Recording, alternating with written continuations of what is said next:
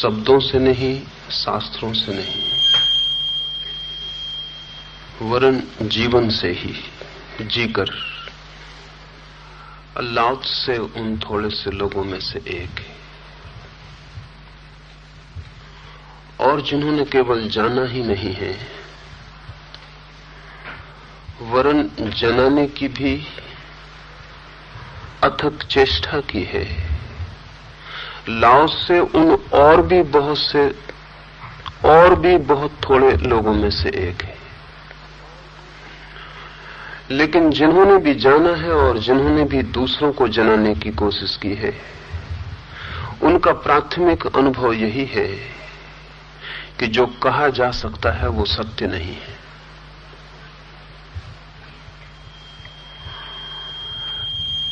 जो वाणी का आकार ले सकता है, आकार लेते ही अपनी निराकार सत्ता को अनिवार्यतः खो देता है। जैसे कोई आकाश को चित्रित करे तो आकाश कभी भी चित्रित नहीं होगा। जो भी चित्र में बनेगा निश्चित ही वो आकाश नहीं है। आकाश तो वो है जो सबको घेरे हुए है।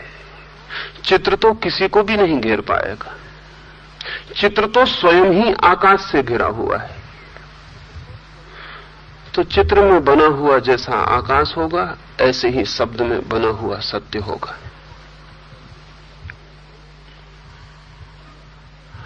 ना तो चित्र में बने आकाश में पक्षी उड़ सकेगा, न चित्र में बने आकाश में सूरज निकलेगा, न रात तारे दिखाई पड़ेंगे। चित्र का आकाश तो होगा मृत। कहने को ही आकाश होगा, नाम ही भर आकाश होगा। आकाश के होने की कोई संभावना चित्र में नहीं है।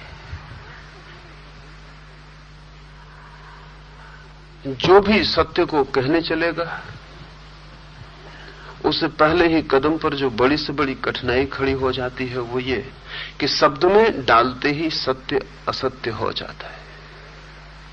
ऐसा हो जाता है जैसा वो नहीं है, और जो कहना चाहा था वो अनकहा रह जाता है, और जो नहीं कहना चाहा था वो मुखर हो जाता है।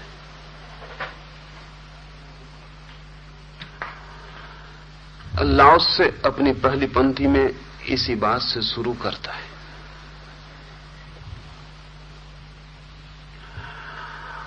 ताओ बहुत अनूठा शब्द है। उसके अर्थ को थोड़ा ख्याल में ले लें तो आगे बढ़ने में आसानी होगी। ताओ के बहुत अर्थ हैं। जो भी चीज जितनी गहरी होती है उतनी बहुअर्थी हो जाती है, और जब कोई चीज बहुआयामी मल्टी डायमेंशनल होती है तब स्वभावतः जटिलता और बढ़ जाती है। ताओ का एक तो अर्थ है पथ, मार्ग, दो वे। लेकिन सभी पथ बंधे हुए होते हैं। ताओ ऐसा पथ है जैसे पक्षी आकाश में उड़ता है तब पथ तो निर्मित होता है, लेकिन बंधा हुआ निर्मित नहीं होता है। सभी पथों पर चरण चिन्ह बन जाते हैं, और पीछे से आने वालों के लिए सुविधा हो जाती है। ताओ ऐसा पथ है जैसा आकाश में पक्षी उड़ते हैं, उनके पदों के कोई चिन्ह नहीं बनते, और पीछे से आने वाले को कोई भी सुविधा नहीं होती।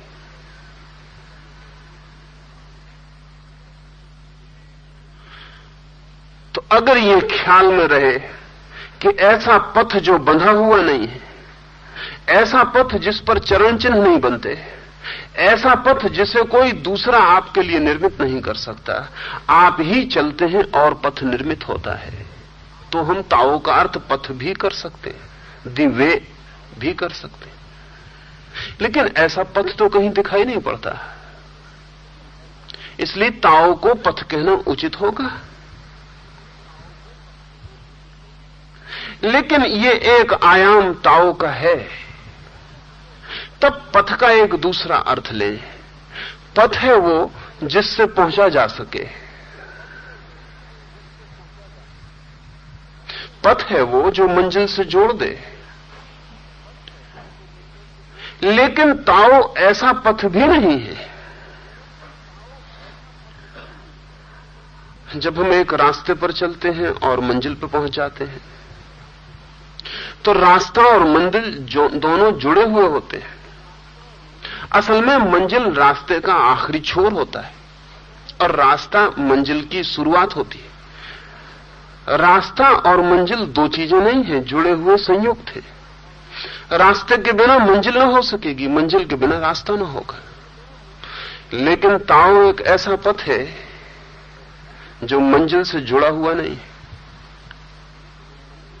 जब कोई रास्ता मंजिल से जुड़ा होता है तो सभी को उतना ही रास्ता चलना पड़ता है, तभी मंजिल आती है। ताओ ऐसा पथ है कि जो जहां खड़ा है उसी स्थान पर उसी जगह पे खड़े हुए मंजिल को उपलब्ध हो सकता है। इसलिए ताओ को ऐसा पथ भी नहीं कहा जा सकता।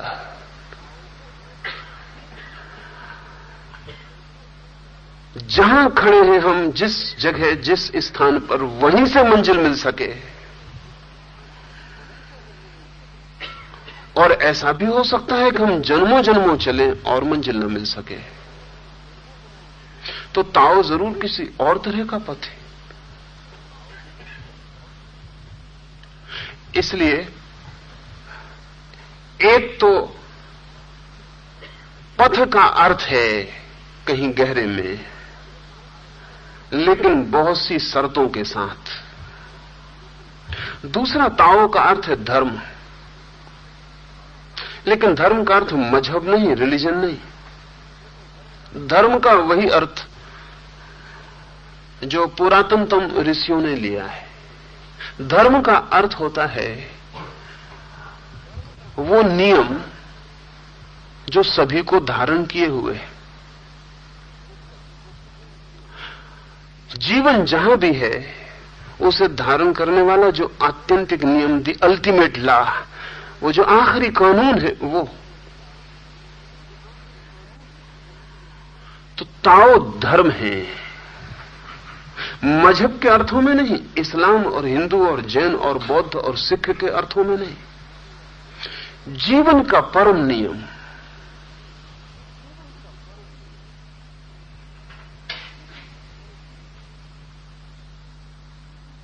धर्म है जीवन के शाश्वत नियम के अर्थ में। लेकिन सभी नियम सीमित होते हैं। ताओ ऐसा नियम है जिसकी कोई सीमा नहीं है। असल में सीमा तो होती है मृत्यु की, जीवन की कोई सीमा नहीं होती। मरी हुई वस्तुएं ही सीमित होती हैं, जीवित वस्तु सीमित नहीं होती, असीम होती है। जीवन का अर्थ ही है फैलाव की निरंतर क्षमता, द कैपेसिटी टू एक्सपेंड। एक बीज जीवित है अगर वो अंकुर हो सकता है, एक अंकुर जीवित है अगर वो वृक्ष हो सकता है, एक वृक्ष जीवित है अगर उसमें और अंकुर और बीज लग सकते हैं। जहां फैलाव की क्षमता रुक जाती है वहीं जीवन रुक जाता है। बच्चा इसलिए ज्यादा जीवित है बूढ़े से, अभी फैलाव की क्षमता है बहुत। तो ताओ कोई सीमित अर्थों में नियम नहीं है, आदमी के बनाए हुए कानून जैसा कानून नहीं है जिसको कि डिफाइन किया जा सके, जिसकी परिभाषा तय की जा सके, जिसकी परिसीमा तय की जा सके। ताओ ऐसा नियम है जो अनंत विस्तार और अनंत असीम को छूने में समर्थ है। इसलिए सिर्फ धर्म कह देने से काम ना चलेगा। एक और शब्द है ऋषियों ने उपयोग किया, वो शायद और भी निकट है ताओ के। वो शब्द है ऋत, जिससे ऋतु बना है। वेद ऋत की चर्चा करते हैं, वो ताओ की चर्चा है। ऋत का अर्थ होता है, ऋतुओं से समझें तो आसानी हो जाएगी। गर्मी आती है, फिर वर्षा आ जाती है, फिर शीत आ जाती है, फिर गर्मी आ जाती है। एक वर्तुल है, वर्तुल घूमता चला जाता है। बचपन होता है, जवानी आती है, बुढ़ापा आ जाता है, मौत आ जाती है। एक वर्तुल है, वो घूमता चला जाता है। सुबह होता है, सांझ होती है, रात होती है, फिर सुबह हो जाती है। सूरज निकलता है, डूबता है, फिर उगता है। एक वर्तुल है।